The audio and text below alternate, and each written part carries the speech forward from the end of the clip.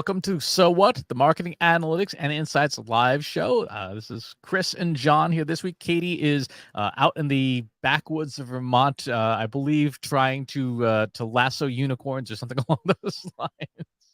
Yeah, she's deep up in the woods there. They had gotten hit really hard with a lot of flooding over a month ago, so it'll be interesting to hear if they bounce back from that. So yeah, hopefully the adventures don't get too crazy. Exactly. So this week we're going to be doing I would call it almost an audio production bake-off. We want to talk about the different ways that you can edit audio that will allow us to create great content. Because one of the things that's really challenging for marketers is they spend so much time on video and then they neglect the sound. And I learned a long time ago from movie and film production professor David Temes over at the Mass Art Institute. He said, great video begins with great audio. He said, if you go to a bar and they've got like, an 82-inch HD TV on the screen and there's no sound, people will look at it, depending on what's on, and just go back to what they're doing. He said, if you also go to a bar that has like crappy old CRT TVs from like the 1970s, but the sound is on, people are watching them. That's how important audio is. John, how about you? What have you seen and heard about just general guidance about why audio matters so much? Yeah, well, it is one of those things where, especially on video, people can tolerate, like you said, second-rate video as long as the audio is there. But as soon as the audio becomes choppy, and then there's a lot of situations you find, like listening in the car, where audio, might be good sitting at a desk or with headphones, but it's unlistenable in a car. And then like the reverse of that too, you get situations with headphones where somebody gets too much pumping, where the host is one level and the guest is a different, and they can't take that up and down. And it's really rough because it's always a threshold. People will always just hit a point where they just say, to hell with this, I can't listen to this. So it doesn't matter how good the content is. If you crack that level, you will, you basically kill your content. You get no action at all out of it. Exactly. So some of the tools that we're going to be using today, John and I are going to kind of do a bake-off. We've got 5 minutes of audio from a previous episode of So What? And I picked that because it's got some music in it, the intro music. It's got John's voice, Katie's voice, my voice. So it's sort of the three of us, because we do have 3 different voices, 3 different microphones and things like that. John, do you want to start or should I start in terms of how we would clean up a piece of audio? Yeah, go ahead. Well, the one thing too, though, I wanted to hit, did you want to talk at all about like getting that first file too, like quick things to do to make sure that, the original recording is solid? Yeah. I mean, why don't you go ahead and talk through that? Yeah, let me just, all right. So one is studio. You've got to have a space where it's good for recording. If you're somewhere where you've got a giant air conditioner and there's a lawn mowing competition going on outside, maybe you want to find a different place to record your audio. And this is one of those things, like a lot of theater or movies or whatever, you may have to endure a lot of pain, but the audience is not going to know about it. So you have to do it. So it's like, turn off your refrigerator, turn off, the AC or the fans or whatever. Next is microphones too. You want to make sure that you test the microphones that you've got. And there's a whole range of mics, for different purposes. Chris has been rocking that Shure SM7B, which is perfect for people that are riding in cars. That's why it's been so popular for radio over all these years, because it creates a sound that works really well wherever anybody wants to go. Yeah, we've been diehard Shure fans too, so just kind of an uncompensated plug for them. I've been using the MV7, which works both on regular old school gear and computers, which is great. And then the last one is soundboard. What kind of hardware are you using to keep track of the sound as it goes in and to get it actually recorded on a computer? The king of the hill from what we've been using is Rode, RODE. And I can put a link to them in the show notes. But their latest is the Duo 500, which is $500. I use actually a Procaster, the Rodecaster Pro 2. That's like a $700 board, but it has some really interesting things, and we'll talk about with the audio editing. But a bunch of the stuff that I used to have to do post-recording just gets done real time on these boxes. So it has a noise gate, so it's keeping out like fan and bad noise. It also has a compressor, which is basically making the level of audio more consistent across the board. So all those things are things you can do to make it a lot less painful when you're at the point where Chris is going to walk us here now. But again, like anything you can get wrapped up and clean before you get to this editing stage is stuff that can help you out and put you in a better position. Yeah, exactly. It's garbage in, garbage out. A couple other microphone options if you don't want to be spending closer to $1,000 on audio gear. One of the ones that we have found to be super valuable and is about $35 is this little thing. This is the V-Moda Boom Mic. You can find it on Amazon, and it is a surprisingly good mic as long as it is near your mouth, which is true of all microphones. This is very, very good. If you are doing mobile stuff, meaning you're moving around, this is the Anchor work. I believe it's the M650. These are little wireless microphones. They clip onto your shirt, whatever. There's a little receiver that has plugs for Android and iPhone, and you can plug right in, and it will allow you to wirelessly transmit audio back to your phone. That's really good if you're out and about. If you're doing walking around, vlogging kinds of things, and then of course the studio microphones. If you don't want to do the whole audio interface thing, Shure does make a USB version of their microphone, the SM7B, called the MV7, which is very good. If you want to step down to maybe something a little bit less expensive or a lot less expensive, the company Anker, which is known mainly for charging cables, ANKER, makes a USB condenser microphone that is about $35-$40.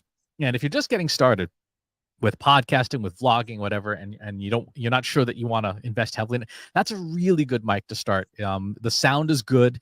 And again, it's more about making sure that the microphone's near you than anything else. I mean, an inexpensive microphone properly placed is better than an expensive microphone that you're using wrong. So here's an example. This is wrong. Yeah, 2 feet from the mic, bad. Exactly. So yeah, as with all things, garbage in, garbage out. If you're not doing a good job with the source stuff, then there's only so much you can do. So let's go ahead and talk through some of the cleanup stuff. So I'm going to go ahead and go into, this is Adobe Audition. It's part of the Adobe Creative Suite. If you are already purchasing this for things like Photoshop or Adobe Premiere, you have this software. It's included with your subscription. The first thing that you should generally do with any kind of audio file is open it up and take a look at it. So this is last week's episode. You can see there's a few minutes of about 30 seconds of the intro music. Music has a very specific look.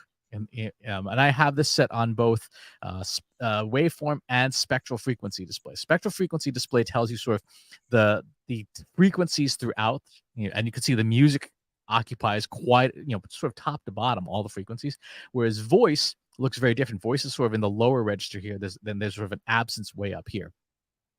Things that we look for with audio, to what John was saying, we want it to be consistent. So this is kind of up and down. There's a lot of quiet spots. There's a lot of loud spots. So the first thing that I would do with anything like this, if I'm working on something where there is music involved, I will generally, if I can, take the music out, because a lot of the techniques that you use to make voice sound better will horrendously mangle your music. So we're going to cut that out. Let's go ahead and put that in a new file for the moment, and we can paste that back later. Now we've got our voice file here, and you can see there's some parts that are loud, some parts that are not loud. Generally speaking, you want to do it, like John was saying, some compression. So I'm going to go into effects. I'm going to go to amplitude and compression. And the one that I personally like, because I like the sound of it, is called the tube modeled compressor. And a tube model compressor is essentially exactly what it sounds like. It is, it uses vacuum tube simulation to simulate the use of the old vacuum tube compressors back in the day. For audio where you have wildly different stuff, I would use the leveler. If you have audio where people are just persistently quiet, use a booster. Those would be the two that I would recommend. So let's do the leveler. You can see it has now shrunken the amplitude. The top to bottom green bars are now scrunched together, right? So there's no longer the big noise, and there's no longer sort of the quietness. So this is a good first step. The second thing I like to do, and again, this is very basic stuff. There's a feature here called match loudness. And match loudness allows us to choose what kind of loudness we want to use. There's all these different settings. If you're doing podcasts in particular, I use the ITU BS 1770 settings, and the target loudness is what's here, the -16 LUFS. Again, if you want that radio sound, that's that's the setting you want to use. I'm going to drag the file in there, hit run, and you'll see it's going to go through and it's going to bring that up to that standard. And now we've got, if you look, a much more consistent sound through the file. When you do this kind of compression and leveling, John talked about this earlier. When you're in the car, this is what helps cut through road noise. This is why professionally produced audio or shows like, Howard Stern, whatever, why you can hear them when you're driving. And then in other shows, like if you're listening to some other podcast, you're like fiddling with the volume knob the whole drive because you can't hear certain frequencies if they've not been boosted. So those are sort of the bare minimum steps that I take with any voice audio file to try and get it to be a little bit cleaner. So John, based on what you've seen here so far, what do you think? Yeah, it's interesting to see your workflow. I mean, we had talked about this before because we haven't checked in on this stuff forever. And so it was good to just see who's doing what. And yeah, you've got a solid flow there, that easily works. Do you use the multi-track stuff at all, though, in Audition?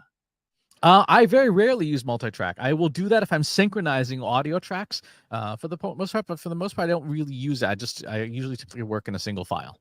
Okay, well, let me show off a couple things that I have been doing to kind of play around with stuff and to get things to sound the way I want them to do. Here's a file. I actually use multi-tracks. So using the Rode, I have separate tracks. Okay, so this is me on the top, and then I've got you in the second track, and then the music is in a third track down below. And the great part about that is then, so that effect that you ran, you can actually run effects on each of the tracks independently. Yep. So I'm able to not, you can see the music track here has no effects. The music has been primed and is like perfect for running, but then there's different tweaks that I can make as I go. As far as the compressor that you use, that one is great for, it's got easy presets. You can just go. To get a little more crazy, I use a multi-band compressor, which is actually multiple compressors, and it hits at different level of the spectrums. So when I play some audio here, you can actually see the stuff move. If I don't delete it by mistake, that really screws things up. But the idea is that you can take, and so that's a key in over there. Point. But you can choose where you want the compressor to hit. So the idea with that is you can take the low end where road noises and fans and all that stuff, and you can dial it way down. And you can take the middle to high where the human voice sits, and you can make that one shine or sparkle, however you want to tweak that or go with that. And then there's a whole bunch of other plugins that I've been using that are pretty effective. A big one is Sound Soap. It's a plugin that allows you to grab a chunk where there's no one talking, where there's noise, and then it will pull that out of the whole file so that you can clean the whole thing up. And then it does have its own compressor. I don't know what their algorithm is, but it really just makes you sound more radio and more cool. So that's another one that I'm always running to get it going. Another really great one is this one here, not the rack effect. It's actually down in the single ones. You want to go over to effects and over to amplitude compression. And which one is it? I only see your timeline. I don't see anything else. Oh, you're not getting the menus? Okay. There's one in there where you can kill the mic rumble, it's called. If you just Google mic rumble, you'll see where it is.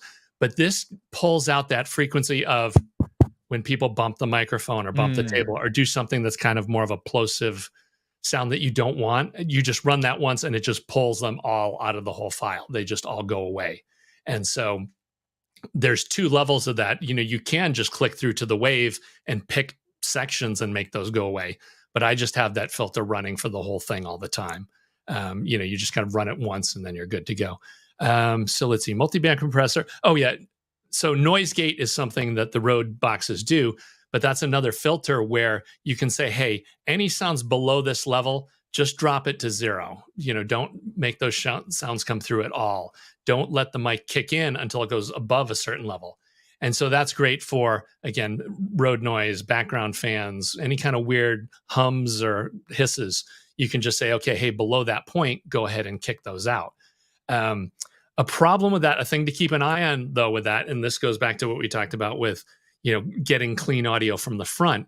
If you've got somebody who's got a bunch of noise in the background, yeah, the noise gate will keep it out when they're not talking, but it will still be behind their voice while they're talking. And this is one of those things I hate to explain it, because now that you're aware of this, you're going to hear it and stuff, and you're going to be angry. You're going to be pissed that you hear this. But when you're listening, you'll hear people that the track is quiet, and when they talk, you'll hear a buzz behind their voice, and it goes away. And so they call that pumping. When you get that pumping, that's something that will get to be annoying if it's too much. And so again, the trick with that is if you keep your source file, you can have an exact print of what the noise is, and a tool like SoundSoap. And actually, Adobe has a noise reduction and removal thing. Whereas if you copy the noise, you can pull that noise out. Obviously, the SoundSoap one does better than the Adobe one, it's faster and simpler, and it has more dials to dial in.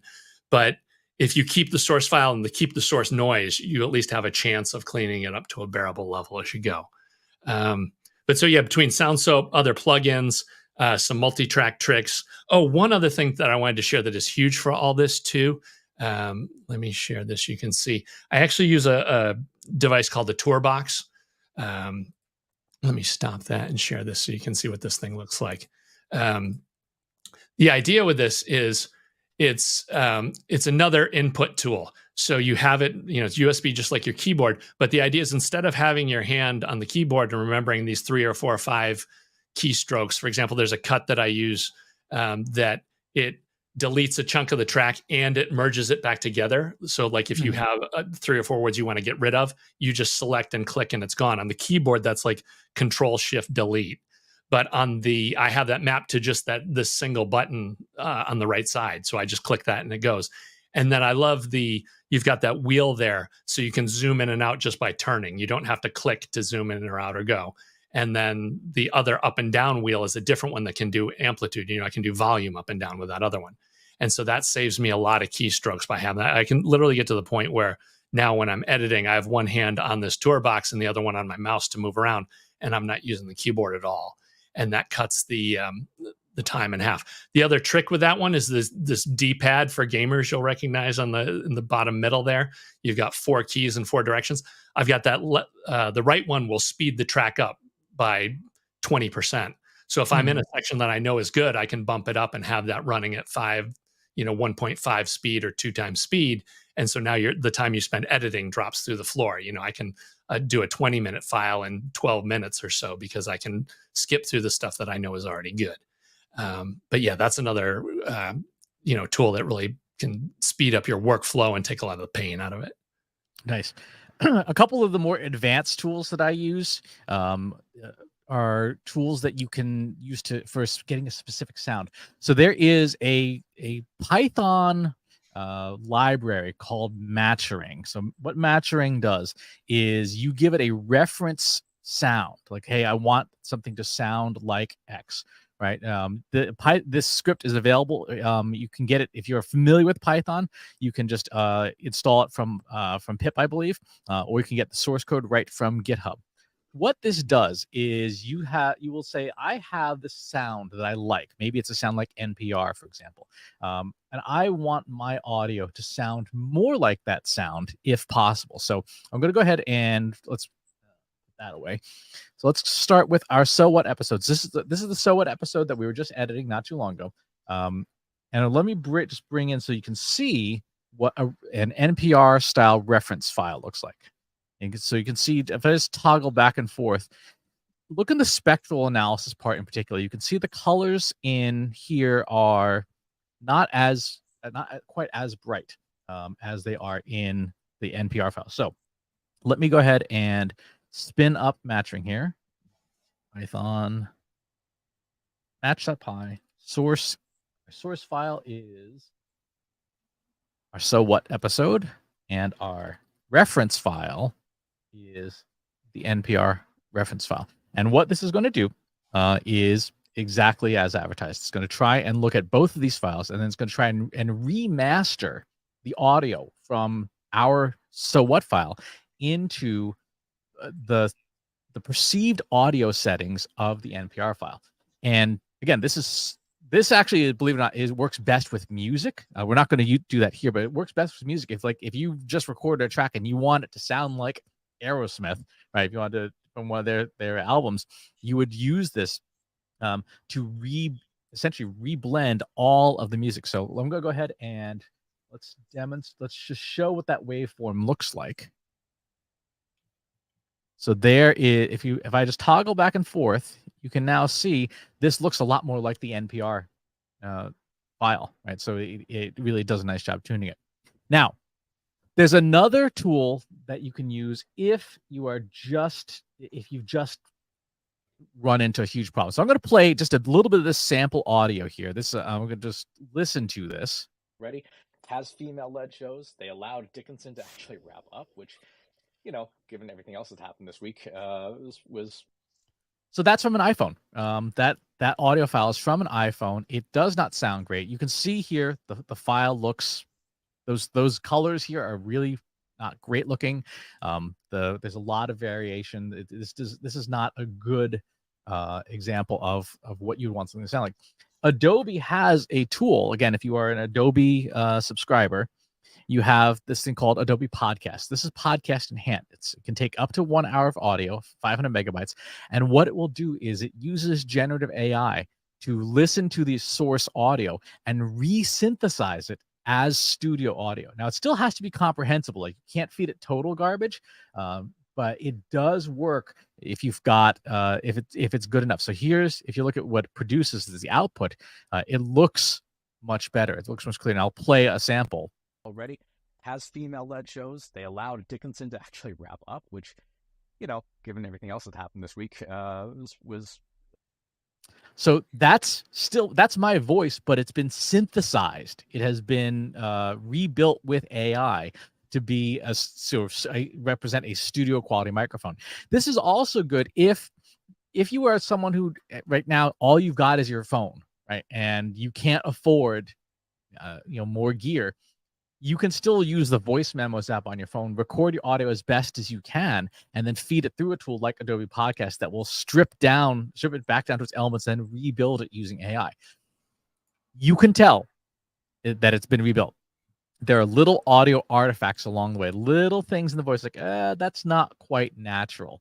But from a quality perspective, it sounds so much better. So that's the Matching and Adobe Podcast are two of the tools that I use for either trying to get a certain audio signature, or we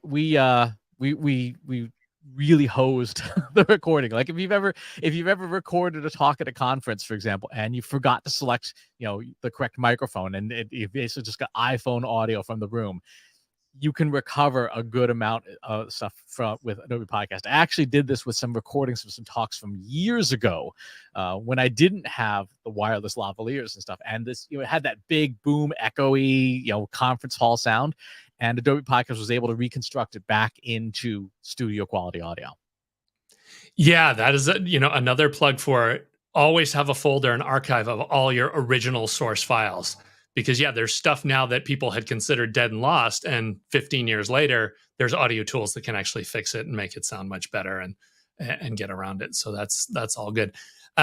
One other thing for mastering and stuff like that I wanted to cover is make sure that you're testing and checking your audio on every platform. So sitting at your desk, at kind of the classic monitor setup with two speakers in front of you, but always try it with earbuds. The thing that you want to worry about with earbuds is that you're not blowing people away, that it doesn't get too loud. And then you want to check it in a car. There really is no other way to get around that, but you need to drive around and just hear how it sounds on a car stereo, because the quality of some car equipment is horrible, and then you've got road noise and all those things going on over there. The other one is the audio format too. You want to make sure that it sounds good in mono, because there are people that are only using one earbud for whatever reason, because they don't have hearing, or because it's some job where the other ear needs to be open. So if you're one of those people that's making the rookie mistake of keeping, one speaker and one audio channel, there's a bunch of reasons why that's bad, but just think of the person with one earbud, because that would totally miss out. Putting stuff in stereo is great if it gives you more of a sound spectrum and you know what you're doing. And then on the cutting edge, just so you're aware of it, is Dolby Atmos seems to be the leader right now in full spatial audio, where you've got 8 speakers around you and a subwoofer and 4 up in the ceiling. The great part with that is you can just the AirPods or Beats Fit Pro can do spatial audio. So if you're worried about placement, you can put it into spatial and at least hear and see what it sounds like. But yeah, there's no substitute for kind of generating your file and then going and trying it out on all these different formats to make sure that it's listenable. It doesn't need to be fantastic, but you want to make sure there's nothing in there that's going to make people just leave in disgust. Exactly. The other thing, and you mentioned this, but I want to offer a plug for it, is you have to provide non-audio too. So there are a number of folks who have hearing impairments, right? They simply may not be able to listen to something. And if you're producing video, you absolutely should be providing an alternate method for consuming the content for the hearing impaired, or for people, for example, who just like subtitles. There are a lot of people who just like having the subtitles because they are better at consuming the information that way. So there's a couple of good resources for this. For single voice stuff, the tool I use is an open source package called Whisper. This is an implementation of OpenAI's Whisper software. So if you're familiar with OpenAI, they make ChatGPT. This is their speech recognition software. And you download this, you install it. There's a fairly high technical bar to get this, but once it's installed, you have free transcription of any audio that runs on your desktop or laptop. So I can take, for example, this talk I gave at Marketing Profs last week, and Whisper just goes through. Its accuracy, when you're using the medium or large models, its accuracy is phenomenal. It's probably the best transcription available. And of course, if you give it the right settings, it will produce the closed captions files. So after you've done your video production, after you've done the audio and you've got your final MP4 file, you run Whisper on the audio file, and now you have closed captions that are accurate that you can then put up on YouTube. If you are working with more than one speaker, because Whispers is non-diarized, the tool that we recommend is a tool called Otter. So if you go to trustinsights.ai/Otter, you can learn more about it. You can get it. I believe if you use that URL, you get a free trial of like 100 minutes to give it a shot. Otter allows you to upload your audio and even your video files, and it will produce, of course, the transcript. You can then designate speakers and, of course, do your exports into things like closed captions files, the SRT files, subtitles, as well as plain text. This is super valuable if you are dealing with, again, things where people are hearing impaired. You want to make sure this, but also it's very useful if you are doing any kind of content creation, right? So if you are putting up blogs or podcast episodes, it is a good idea, generally speaking, to have a transcript of your episode, right? And the easiest way to do that is to have it be machine done. So here's yesterday's Trust Insights podcast episode. And so we've got competitive analysis stuff. No, this is the newsletter. Let me go back to the podcast here. Let's see. Insights. How to use generative AI. So we will take this, and we'll take those transcripts, feed them to a tool like ChatGPT. Actually, we use Claude 2 for this, and say, write a one-paragraph summary of the episode.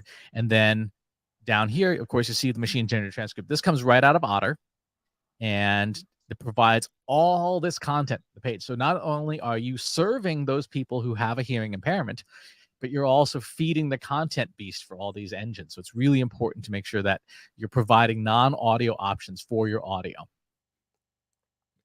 Yeah, that's great. I wanted to give a quick plug for platforms too, because we've talked about, okay, you're just recording the audio yourself, but for a lot of podcasting, there's two primary services that we use. StreamYard, as we're using right here, right now, which we've found to be the best as far as video quality and number of platforms, being able to stream on YouTube and LinkedIn and all those places. But interesting, just this week, this is the reason it's hot, I would mention it, is Squadcast does a really nice job. They have a bunch of the filters that we were talking about just built in as they record. And then they were just acquired this week by Descript. So now they're going to be adding in some of these functions where, like, when you're done recording, you'll have a transcript and you can actually retype and it will recreate the voice to say the things that have been fixed. And it does work. I've played around with it. It's a little bit crazy. But so I wanted to give that a plug. So if you're doing a podcast workflow, you definitely want to check out StreamYard or Squadcast. And then a plug for Libsyn that we've used forever for actually hosting the audio files. And they've been a great supporter of podcasting over the years. So I want to be sure to give them a shout out. Exactly. So all these audio production things that we talked about work on not just podcasts. They work on videos that you're shooting. They work on pretty much anything except going live. If you want that radio sound on a live stream, you need to use a mixer board like John was mentioning, the Rodecaster or the Rode's various ones. There are many different boards, but generally of the ones that we've heard, the ones by Rode seem to do the best for being live. So if you have to have that great production sound on live, using a server-based board with like the Rodecaster is the way to go. Otherwise, we've covered Adobe Audition. If you cannot afford Audition, there is an open source package called Audacity that a lot of folks have used over the years. It is a much clunkier interface, but it is free. There's no financial cost. It is open source, so it is usable there. And there's a good chance that any video editing package you're using has at least some rudimentary audio controls to be able to do compression and things like that. Adobe Premiere has a whole bunch built into it as well, that if you don't want to use Audition, you can do it right inside of Premiere. John, when you were asking about multi-tracks, that's the reason I don't use multi-track in Audition, because anytime I'm doing edits of like when Katie and I are speaking, I'm usually doing in Premiere. Yeah, well, and then that's, there are all kinds of other tools that people use, but if you're in the whole Adobe suite, I mean, it's just, you just jump from tool to tool, right? You can mess with your audio, and then you can add cards from Photoshop and all that kind of stuff. It does make your life a whole lot easier if you're logged into one suite. Yep, exactly. If you are purely an Apple fan, then you can use both Final Cut Pro and Logic. So Logic is a similar DAW to Audition. However, Logic is much more designed for music. So that said, you can do almost all the exact same tricks in Logic that you can in Audition. And again, if you have no money but you've got a Mac, GarageBand. I mean, I edited the first 600 episodes of the Financial Aid podcast in GarageBand, and it was good enough. It did the job. Yeah, and well, you have to give a shout out for Pro Tools too. Like all the hardcore music people, that's their tool set and where they're at. So again, in fact, most plugins have the same protocols. So all the plugins we talked about work on all those platforms. Exactly. So that's it for today's show. We walked through all the different parts of audio production. No, it's not quite engineering, because neither of us are qualified audio engineers. But any final parting words? Yeah, I think I have a set of one more Sonoflow headphones that I'm going to give away. So if you connect with me over on LinkedIn for the Trust Insights post for this, or on Threads too, if you haven't been over there, connect with me, but just say, hey, I want those headphones, and I'll enter you in the drawing for those, because those are going out the door by the end of next week. And we are not audio engineers, but we played with a billion tools. And if you have feedback, we would love to hear about it. In fact, if you are an audio engineer and want to tell us why we're completely full of crap, I would love to hear about that. Exactly. All right, folks, we will talk to you next time. Thanks for watching today. Be sure to subscribe to our show wherever you're watching it. For more resources and to learn more, check out the Trust Insights podcast at trustinsights.ai/TI podcast, and our weekly email newsletter at trustinsights.ai/newsletter. Got questions about what you saw in today's episode? Join our free Analytics for Marketers Slack group at trustinsights.ai/analytics for marketers. See you next time.